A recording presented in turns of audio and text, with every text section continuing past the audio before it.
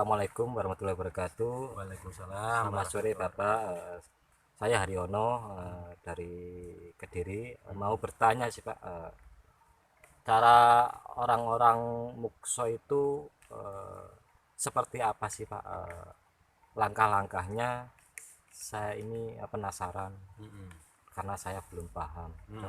Minta tolong dijelasin oleh beliau, oleh Pak Nur seperti apa. Oke Mas, kita belajar Mukso Mas ya. Belajar Mukso. Kalau Mukso itu istilahnya orang Hindu Buddha ya. Kalau Islam itu Manunggal Mas ya.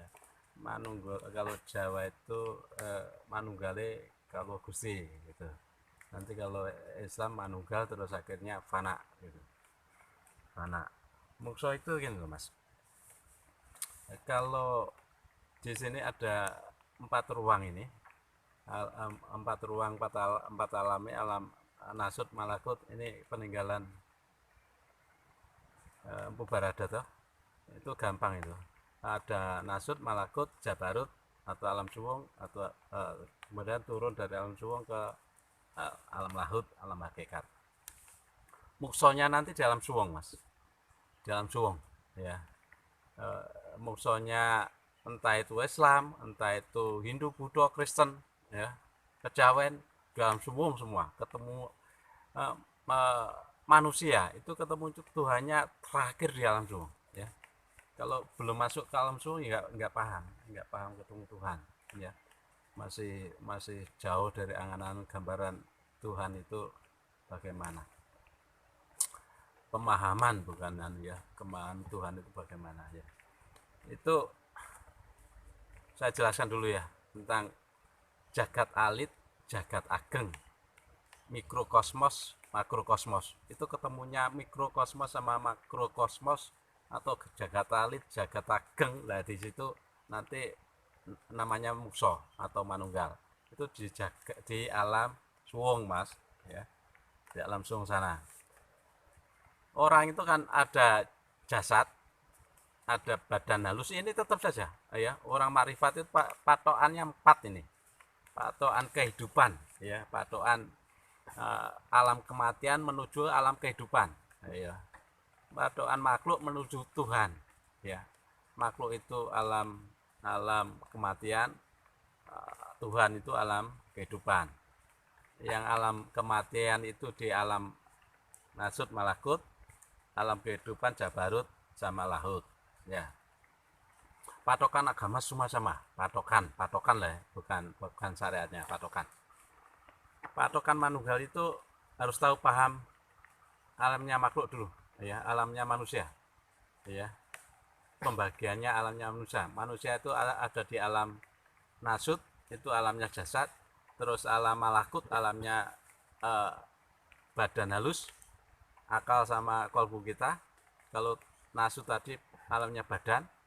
Terus kalau ruh kita, ruh itu yang hidup ya, manusia itu yang hidup, ruh tajalinya Tuhan yang hidup itu ruh ya. Itu dalam Nasut ya. Alam Jabarut, alam suwung, ini harus paham ya. Kalau nggak paham ini, nggak paham caranya suwung, nggak paham caranya Mukso, nggak paham caranya Manunggal. Ternyata 3-nya sudah Manunggal ya. Badan kasar, badan halus, roh itu sudah Manunggal total. Manunggalnya makhluk tapi ya, bukan Manunggalnya bersama Tuhannya. Itu belum Mukso ya. berhentinya manusia itu cuma di alam suwung, ya, alam suwung. Alam suwung kalau nanti bisa masuk ke alam suwung, ya, baru manunggal sama gustinya, manunggal sama Tuhannya. Kalau Islam ruh, manunggal sama zatullah. Kalau Hindu Buddha, kalau Hindu ya, asman manunggal sama Brahman, manunggal lebur. Jagat alit lebur dalam jagat ageng, mikrokosmos lebur dalam makrokosmos, ya. Itu kalau atman lebur ke Brahman di alam suwung itu namanya mukso, Mas. Mukso itu bertingkat-tingkat, ya. Intinya cuma itu saja, ya. Ada yang sampai menghilang jasad gitu, ya, pemahamannya begitu. Tapi pemahaman inti adalah manunggalnya atman ke Brahman, itu mukso, ya. Kalau Islam manunggalnya ruh ke zatullah, lebur, ya, kayak setitik tetes tenggelam di dalam samudra itu, Mas. Itu mukso atau manunggal. Kalau masuk ke alam akhir, alam lahut yang keempat, ya, itu harus manunggal dulu. Nggak bisa terus turun bersama dirinya ke alam lahut berhakikat, nggak bisa, ya. Itu harus manunggal dulu di alam suwung, mukso atau manunggal tadi. Baru setelah mukso, kalau di Islam itu mi'raj, ya, mi'raj, Nabi mi'raj ke langit Sabtuju, turun ke Mekah bersama Allah. Turun ke Mekah bersama Allah itu kayak Nabi itu setetes air tenggelam dalam air samudra. Oh, yang tampak ternyata samudra saja, airnya sudah nggak kelihatan. Nabi dari Mi'raj ke Mekah, begitu turun ke Mekah yang tampak hanya Allah saja, lahir batin. Itu namanya manunggal. Kalau manunggal di alam suwung, alam jabarut, turun ke alam lahut, itu namanya sudah fana, ya, fana yang tampak cuma engkau saja, yang tampak cuma Allah saja. Itu kalau di Hindu namanya mukso, ya. Mukso begitu turun dari alam suwung, turun ke dunia lagi bersama Brahman, atman lebur dalam Brahman, setetes air tenggelam dalam lautan samudra. Itu udah, airnya tadi sudah nggak tampak, Mas, yang tampak samudra saja. Indah sekali. Ini sebenarnya ajarannya Nabi Khidir, Mas, ya, ajarannya Nabi Khidir, itu samudra itu. Jadi mukso itu tidak dikatakan mati. Mukso itu gak mati, Mas. Roh itu nggak pernah mati, Mas. Jasadnya Jasadnya, nah ini, mukso itu kalau Islam begini loh. Kalau Islam, ya, kalau Islam di alam suwung itu jasadnya kembali lagi ke Nur Muhammad, ruhnya kembali lagi ke Ruh Muhammad di alam suwung. Yang tampak cuma rasa sama angan-angannya, akalnya saja, ya. Berarti jasadnya balik ke Nur Muhammad, ruhnya ke Ruh Muhammad di alam suwung, ya. Akhirnya suwung itu namanya manunggal itu, ya. Manunggalnya apa, ruh sama Nur Muhammadnya di sana.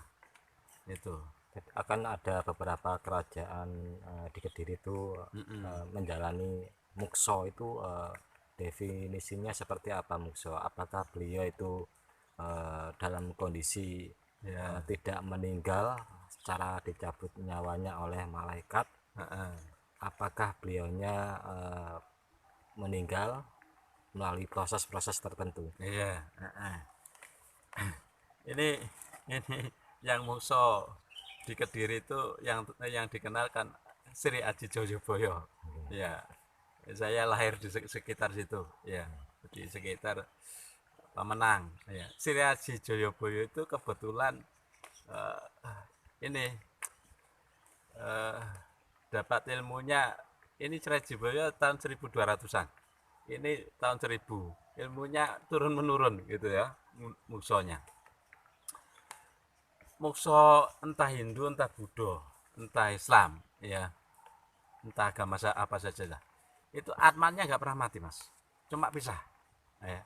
Atman sama Brahmanya itu nggak pernah mati. Ruh sama Zatullahnya yang nggak pernah mati. Itu kehidupan, ya. Zatullah ditiupkan ke makhluk itu ruh, itu cuma pisahnya.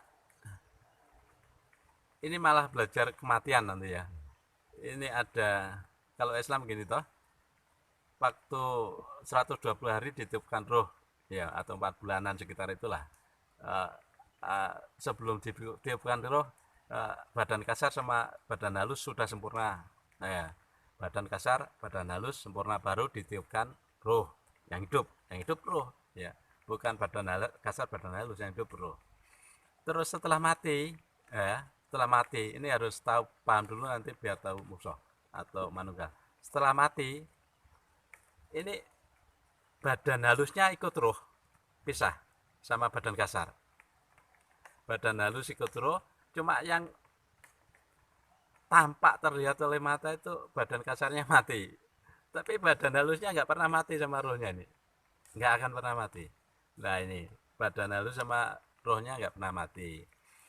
Jadi manunggalnya ruh ke, sekarang kembali ke mukso. Manunggalnya atman ke Brahman atau ruh ke Zatullah, itu yang dinamakan mukso. Kembalinya kehidupan makhluk lebur dalam kehidupan Zatullah, kehidupan jagat alit lebur dalam jagat ageng, mikrokosmos lebur dalam makrokosmos. Nah terus mukso itu ada yang sampai istilahnya intinya itu Atman masuk ke Brahman atau ruh masuk ke Zatullah manunggal. Itu yang bisa sampai leburnya fisik, ya, fisiknya hilang, iya. Itu apa ya? Macam-macam tingkatan mukso, ya. Tapi masih hidup, tapi sudah manunggal sama gustinya, itu juga manunggal, juga mukso. Ya, makanya orang-orang Hindu kalau sudah tenggelam dalam alam suwung, kembali ke dunia itu bersama Brahmanya, Atman lebur sama Brahmannya, itu sudah mukso. Kalau orang Islam ruh lebur dalam Zatullah itu manunggal atau fana. Itu mukso macam-macam Mas tingkatannya, bisa sampai leburnya hilangnya jasad, cuma bisa masih hidup tapi ngikuti kehidupan tapi bersama Tuhannya itu. Jadi ada yang mukso yang sifatnya jasadnya tiba-tiba hilang, Jasanya hilang, tapi tidak mati. jasanya hilang, Hilang. pisah sama ya kayak kematian tadi. Jasanya hilang, badan badan kasarnya yang hilang, badan halusnya sama ruhnya sama atmannya, kalau Hindu, kalau Islam sama ruhnya ya tetap menghadap ke Tuhannya, lebur sama Tuhannya. Jadi posisi kalau sudah muksa itu ruhnya tadi tidak di dalam dunia ya. Sudah masuk ke Zatullah ruhnya. Kan ada yang sebagian, saya pernah punya teman-teman Ini Mas, ruh itu nggak pernah hidup di dunia loh Mas. ini, Hidup itu, ruh itu nggak pernah hidup di dunia, ruh itu nggak pernah seneng sama dunia. Kalau kalau kita seneng sama dunia, malah ruh itu gelimbungan Mas, nggak kenal Tuhannya. Ruh itu nggak pernah, yang hidup di dunia itu cuma jasad kita. Itu indahnya di situ. Gimana ceritanya, gimana temennya? kalau kita datang ke suatu tempat, oh itu mbahnya datang katanya seperti itu. Katanya beliaunya dulu mukso, jadi kalau mukso itu bisa kemana-mana, masih di dunia. Ketika ada yang mendoakan lalu beliaunya datang. Sebenarnya seperti apa sih, apakah benar apa tidak itu? Kalau arwah sama arwah ruh lepas sama jasad itu nggak pernah mati, Mas. Nggak pernah mati. Kalau mereka sudah sudah masuk ke alam malakut, ya bebas saja kemana. Agak maksud saya masuk ke alam suwung, sudah ketemu Tuhannya. Nanti kalau yang repot itu yang masih di alam malakut, mati tapi angen-angennya masih di alam, bukan ke alam ilahiyah, itu yang repot ya. Itu harus didoakan dulu biar mereka lepas. Nah, itu lepas untuk kekang itu nggak pernah mati. Ruh itu nggak pernah mati, Mas. Kalau didoakan ya sampai, Mas. Nggak pernah mati. Kalau mereka anggap mati itu, loh, wong roh kok mati tuh? Ya nggak pernah. Alam ruh itu nggak pernah mati. Ruhnya sendiri nggak pernah mati. Mereka hidup. Ya, didoakan ya sampai, Mas. Itu alam itu jadi satu. Kalau sudah lebur sama zatullah jadi satu. Makanya kalau orang Islam kalau mengikuti alamnya Ibnu Arabi ya jadi insan kamil. Itu insan kamil, menyatunya keseluruhan, lebur bersama Tuhannya, lebur bersama Allah, fana itu ya. Itu dan masih bingung. Gini, kalau untuk saya pernah pernah melihat dari teman-teman, apakah ruh dari nenek moyang kita bisa memberikan kita kekuatan ketika kita mendoakan, ketika kita meminta berkahnya. Ya. Ini kalau sudah lebur ini satu ya, Mas. Kalau sudah lebur satu, kekuatan cuma satu, Tuhannya sendiri, Allah sendiri. Kalau antar ruh paling sama-sama mendoakan, itu nggak punya kekuatan. La haula wala quwata illa billah, itu akhirnya ke sana. Kita sama-sama mendoakan, kekuatannya ya bersama ilah itu tadi, bersama Tuhannya tadi. Ya. Mereka ya nggak ada kekuatan, Mas. Yang kekuatan cuma satu. Kalau sudah lebur itu yang tampak cuma satu loh. Yang lain nggak ada. Ya. Kita sama-sama mendoakan mereka, mereka juga mendoakan kita, sama-sama mendoakan. Tapi kekuatan semuanya ya cuma kekuatan ilahi. Kita sama-sama lebur sudah. Samudra itu yang kalau ada ikan banyak ya kekuatannya ya samudranya itu. Ikannya macam-macam ya. Ikan ruhnya di ikan macam-macam ya. Airnya di ikan itu macam-macam tapi kekuatannya ya samudranya sendiri. Ya sama-sama kita doakan saja. Nggak usah minta kekuatan ke ruh. Nanti malah repot, nggak manunggal. Itu nanti terjebak di alam malakut tuh, Mas. Alam jin, alam malaikat itu terjebak di situ nanti. Nggak bisa masuk ke alam mukso, alam malakut, alam fana. Ya. Nggak bisa masuk ke alam jabarut, alam lahut, alam fana itu. Nggak bisa. Nanti muleknya nanti yang ini yang orang-orang seneng itu malah di alam malakut, alam jin, alam setan. Orang indigo itu dikiranya sudah hebat, itu belum. Indigo itu masih di alamnya orang-orang ini malakut. Harus masuk lagi ke alam ilahiyah, alam kehidupan yang tanpa engkau saja, Allah saja. Itu kalau kalau tentang ruh, antar ruh orang mati sama hidup ya saling mendoakan saja. Mereka juga mendoakan kita, Mas. Itu saling mendoakan, nggak usah minta kekuatan mereka. Ya, itu intinya begitu. Jadi kesimpulan mukso itu tadi seperti apa? Kesimpulannya leburnya Atman ke Brahman. Kalau Islam leburnya ruh ke Zatullah.